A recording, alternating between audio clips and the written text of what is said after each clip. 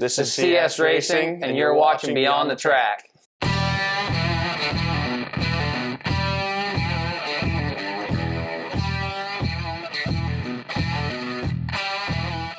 I'm Chris Cass. I race in the cycling division at Riverside Speedway and the driver of the 7X. I'm Jarvis Sottile. I run the 17 at Riverside Speedway in Groveton, New Hampshire of the Lightning Force. Been racing for this last year is my third year racing at Riverside. This year was my first rookie year. I'd say my favorite part about racing is your everyday life. You have so much time to think about everything else going on, but once you get in that car and you strap yourself in, you put your helmet on, and you crest down into the track, everything else goes away. The only thing you can focus on is what's going on out there, and that's the best feeling ever. Kind of get a tunnel vision when you go out. You don't think about anything serious that's happened or happening. When you're out there for your whole 10 minutes of fame, doesn't matter if you place first or last, you're just kind of in that moment of turning left, and it's the best thing that could actually happen to you. The adrenaline is just one of the most awesome feeling moments of your life. I'd say I probably look up to my cousin Christian. He's raced late model for quite a while now. He was kind of like my motivator to go out and drive. Driving late model is pretty expensive, so I'm probably not going to be there for a while, but he does a good job for what he's got, and it's cool to see him go to different tracks and do well at them. So I'm going to have to go with Christian as well. He's an awesome driver, one of the best. Grew up with him. Couldn't ask for a better friend.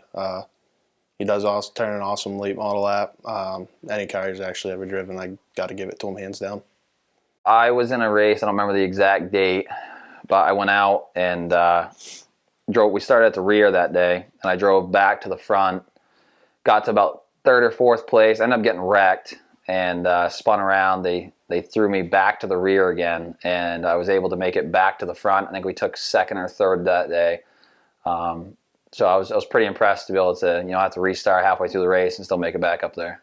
I want to say probably the day that I lost my whole nose cone on the car, fenders, bumper, and all. That was pretty awesome. Had to come out, have that all taken off, and come back from last to take a podium position in the last couple of laps. That was probably one of my best runs. Honestly, when I'm out on the racetrack, the only thing I'm thinking about is just getting a podium finish. To me, it doesn't matter if I get second, third, first. I just, you want to be out there. You want to feel like you've accomplished something. You spend days and nights and really late nights trying to get a car together, and then sometimes you're not even done when you go to the race. My cousin Christian, Spencer, Jarvis, we'll be getting to the racetrack, still throwing parts back in the car to get it ready to go out for the heat. So yeah, it's a piece of hardware. No matter how you look at it, obviously when you hit the track and you're trying your hardest, competing with everybody, you just want to. You want to win, but taking a second or a third is one of the best moments ever. You're still getting all this beautiful hardware that most people don't get in a year. I'm very interested in two different series. I really would like to try out a dwarf car. For one, it's it's a cheaper class to go a lot faster than what I'm going now. Hopes and dreams are always to drive a late model, but we'll see if we ever get there. If I ever had to pick a professional series to run, I'd probably have to pick the SK Modifieds. They're just awesome. They're cool. They're fast. Couldn't ask for a better looking car to run, actually. I don't know if I'd really say it was a mistake, but there was one race that they sent us out, and they actually had a different class out there, and it started raining pretty good. And they're like, all right, Cyclones, get in, you're going out. And going out in the rain, I love it. I think it's a lot of fun. But everybody gets out there, you come into the corner, they tell you, hey, listen, slow down, the track's wet, and nobody slows down. So everybody goes, full throttle right into the first corner. And you really have to learn your limits when the track's wet, because you come into that corner and you're sideways, and then basically you got to figure it out from there as the track dries, how much faster that you can go. So there was a time when we came out of a corner, ended up 3 wide, and tried letting out of it as quick as I could, but I had a car come across my nose and actually ended up hitting another car, costing me back to the rear. Unfortunately, fortunately both drivers are all right, but if I had to reflect on it, obviously 3 wide at Groveton's not really not an ideal moment. So this year, as we spoke, I been racing for about 3 years now. Jarvis, this is, I would say it's kind of like his 1.5 year mark. Last year he went out, kind of got the feel of it. This year he's definitely shown a lot of improvement. I would say he was definitely one of the top 3 guys almost every weekend. This year we decided to kind of build a team out of it. We ended up making CS Racing. So, we go up to the track together, we show up, we park near each other, we help each other out with whatever we need. If his car's down, I'll help him. If my car's down, he'll help me. We help each other with different tools. The sport is so expensive that working together, it makes it that much easier, and it's nice to know that you always have somebody that's there. Even if he's not racing, he'll come up and watch me to support me. If I have the day off and I'm not racing, I'll go up there, I'll go up and support him.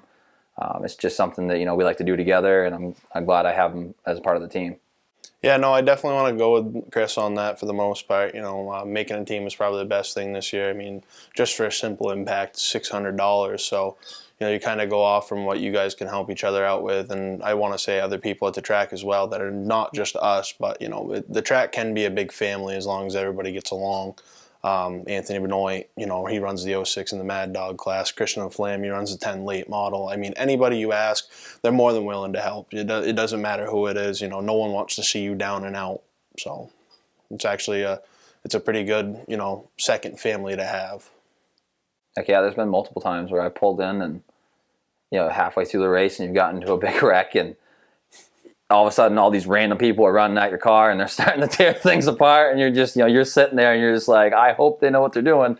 And sure as heck, I mean, you're back out on the racetrack in the next 2 minutes and you're like, that was way worse than, whatever they just did. But, you trust these people and they do a great job. So it's definitely nice to have everybody up there. It's kind of one of those moments up there where you kind of just have to roll with the flow of everything that's going on. And, all the officials are trying their best to do everything they can. The tech guys, they do everything they can. They can be decent. Mike Humphrey, he's awesome. He's an awesome track owner. He does really well. For the most part, they all hold the track pretty well together and keep all the racers in line, and that's something to really think about when you race there. So yeah, I definitely would like to thank the Humphrey family for everything they do for us. I know it's a lot for, they're running the dirt side, they're running, our track, they're doing everything they can, plus, working and doing everything else they have going on. Another thing I'd like to talk about is racing can be very, very frustrating at times. And remember, if anybody decides to go and decide to start racing, if you're getting more mad than you're having fun, it might not be worth it for you, because that's what racing's about. Racing's about going out, having a good time, seeing your friends. Doesn't matter if you finish first or last, as long as you had a good time, that's what matters. The next, you could get into a wreck with somebody one weekend, the next weekend everything's all better, because you go up, you apologize, even if it costs the person $1,000, $2,000. I mean, yep. You go up, you apologize, and that's that. You clean it up there, and the next weekend you go out and you hope to have a clean race. So yeah, definitely one of those things that you. Even if someone taps you, you can get a little frustrated, feeling that, they need to give you the room. But racing's a very contact-like sport. Obviously you're not out here to wreck each other, but, bumping and grinding is kind of the name of it. And that's the fun part of it, to rub a door with a friend. And even when you're on the track, a lot of people say, oh, we're friends. But when you're on the track, you're not really friends. You're more competitors. And when you come off, you just got to be happy and be friends all over again, So you're always fighting for a position whether you love the person or not. I've got a memory with you.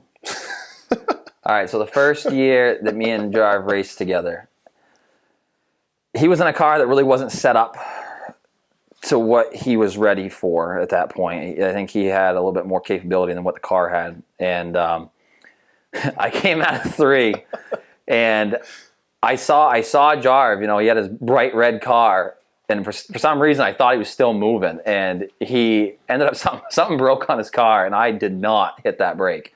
I came out of 3 into 4, and I drove Jarvis right into the rear end. It spun his whole car around. Ended up being a 3-car pileup, I think, between Tracy Dean came out of the corner and realized that she didn't have the facility to stop there, so she kind of ended up sideways and hit me. I kind of a reverse T-bone actually, as weird as it sounds. It was kind of one of the worst wrecks I'd ever gone through. It really did. And that's another thing you really got to think about is how hard it's going to hurt when you hit another car if you hit another wall. It's just it's awesome.